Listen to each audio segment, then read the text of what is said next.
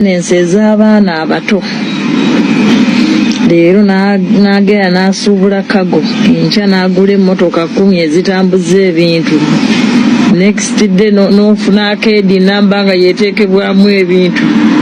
eyo bizinesi erina amakuba aswali leero n'ofuna ssente ne zifreezinga banka enkya n'ofuna n'otandika unaatuwulira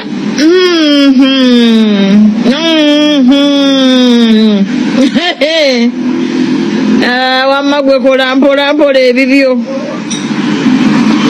kola mpola muganda wange tojja kusobola mu nnaku 3 ku changing the world bibyo kola mpola muganda wange tojja kusobola mu nnaku 3 ku changing the world 1+1 tebigatta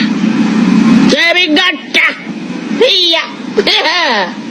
nedda biganye abalonji mwasibye mutya kansubira nti mwasibye bulungi ebyo munnange ebyo ebigenda mu maaso bizinesi ya mirembe abantu batandise okubanga bagitunuuliza amaaso bagamba nti tebigatta